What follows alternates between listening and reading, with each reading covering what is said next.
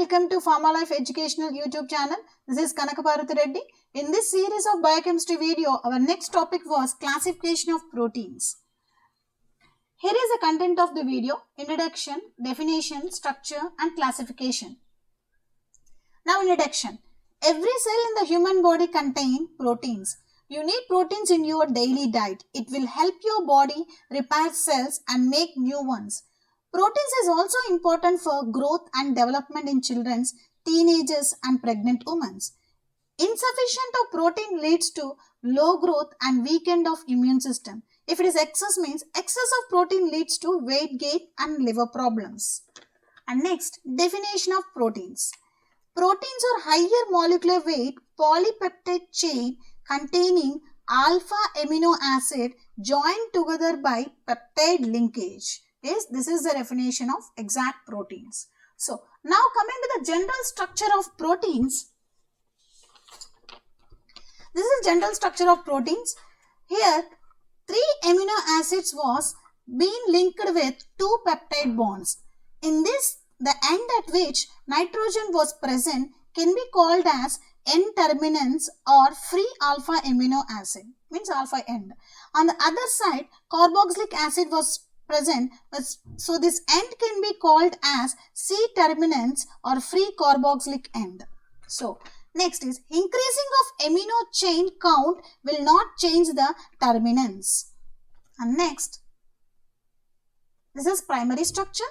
So, this primary structure of proteins are linear arrangement of amino acid. You can see the N-terminus and T-terminus here was the same from the previous general structure with increasing in the amino acid count. And next, secondary structure. Here is a secondary structure.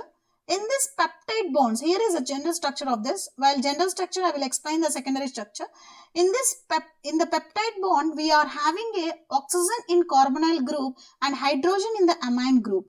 These two are very active to form hydrogen atom, which leads to the formation of secondary structures called as alpha helix. Here alpha helix is there and beta sheets. So in this alpha helix, oxygen in carbonyl group and hydrogen in amino group attached with the nearest other amino acid and forms a spiral structure. And next, oxygen binded with hydrogen of parallel amino acid to form a sheet-like structure called as beta helix. Here the sheet-like structure. And next is tertiary structure. Here is a tertiary structure. Irregular bonds are formed between the amino acid chain to form a tertiary structure. It is a combination of primary, secondary and secondary structure. The bonds may be formed by this structure are covalent bond, van der Waals bond, ionic bond, hydrophobic and hydrophilic interactions. And next, quaternary structure.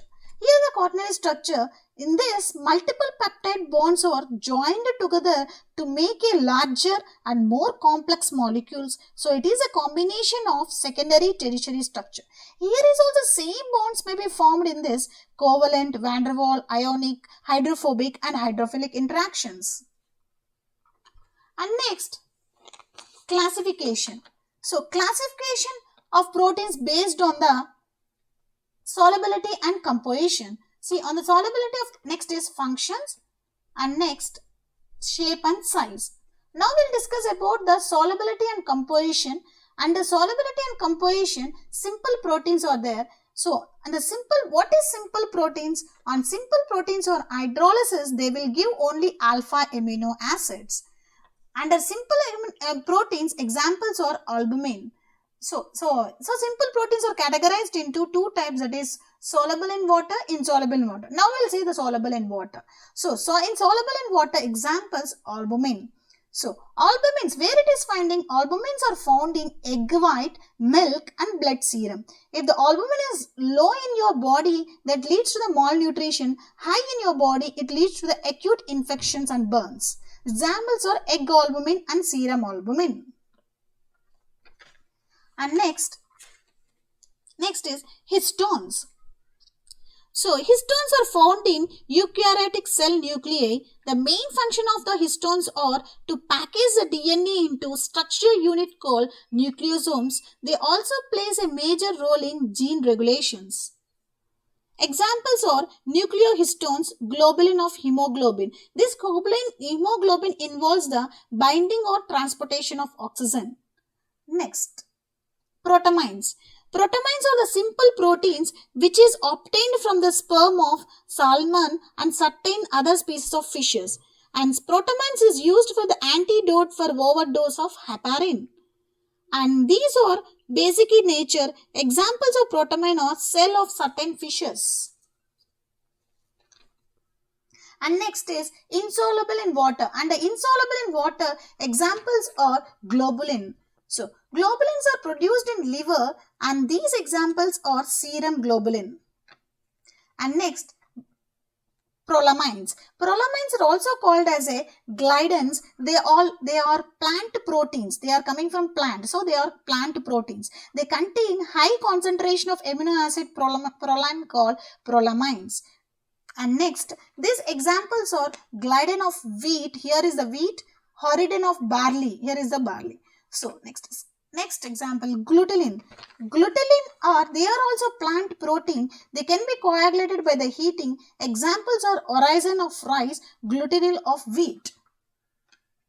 And next classification is albinoids. So albinoids is also called as a scleroproteins. They are fibrous in proteins. They have more and great stability. That's why these scleroproteins are forming the supporting structure of animals. Examples are keratin of hair and nails, collagen of bones and skin. And next, under solubility and composition, conjugated proteins are there. Under conjugated proteins, see what is conjugated? These are the simple proteins combined with their non-protein group called prosthetic group. So, what is conjugated? Conjugated means combined. Here, what is the definition? See, the protein which is the non-protein which is combined with the prosthetic group called conjugated protein. So, on the basis of prosthetic group, conjugated proteins are classified as, so examples are nucleoproteins.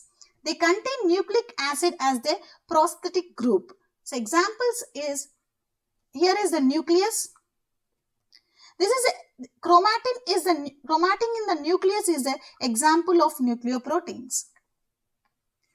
Next one, mucoproteins. Glycoproteins. See, mucoproteins is also called as a glycoproteins. They contain carbohydrate as a prosthetic group.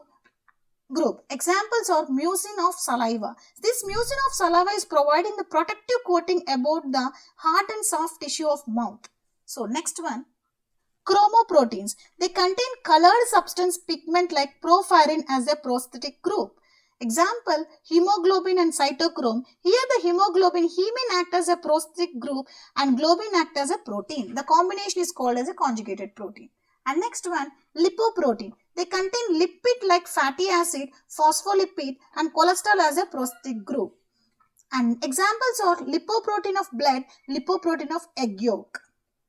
And next one is metalloproteins. Metals are present. They contain metal ion as their prosthetic group. Example, ferritin which contain iron.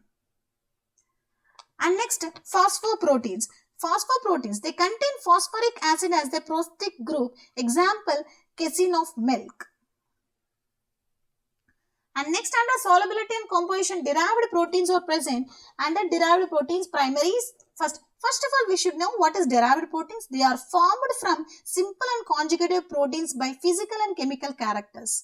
So, derived proteins are classified by primary derived proteins and secondary derived proteins. What is primary derived proteins? They are denatured product of proteins. They are formed by the action of heat, acid or alkalis on proteins. What is denatured?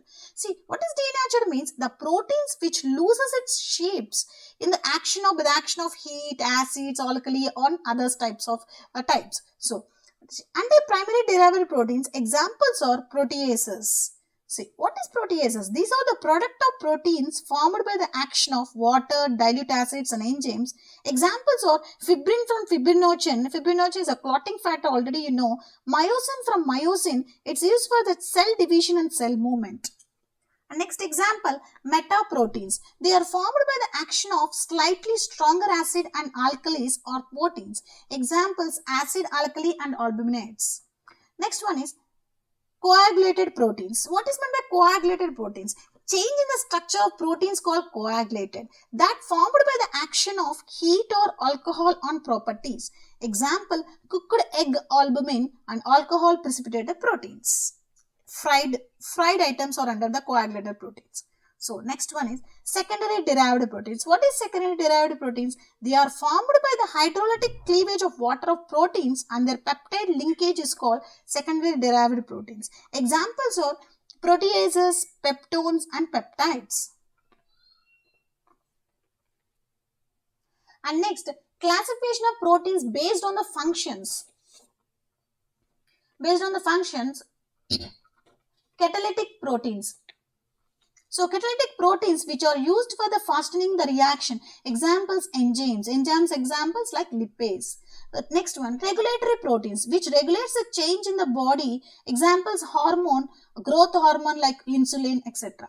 And protective proteins which protects the body from antigen. Examples, antibody, immunoglobulin. And next, storage proteins which has the function of storage amino acids as nutrients. Examples, albumin of egg. Next one is transport proteins which is used for the transporting the specific type of molecules through the blood. Examples, hemoglobin which carries oxygen. And next one, toxic proteins which causes the toxicity to the body. Example, snake venom. Structural proteins which serves as structural material. Example, keratin of skin and hair. And next, contractile protein which is used for contractile system of skeletal muscles. Example, actin and myosin. Secretory proteins which are secreted by the spiders to form a webs. Example, fibrion. Exotic proteins prevents from freezing by anti-freezing glycoprotein in Antarctic fishes. So this is about the classification of that based on the functions, and now we'll see the classification based on the size and shape. See, this is a globular proteins. Examples, enzymes, hormones and antibodies. And fibrous proteins, examples, skin, hair, finger, nails and keratin. So this is about the classification. From the examination point of view, classification based on the solubility and composition is very important for the pharmacy students. Very important for the pharmacy students. See, and others are it will improve your knowledge for the regarding the proteins classification. So, see, thank you for watching this video. Like, share, comment and subscribe.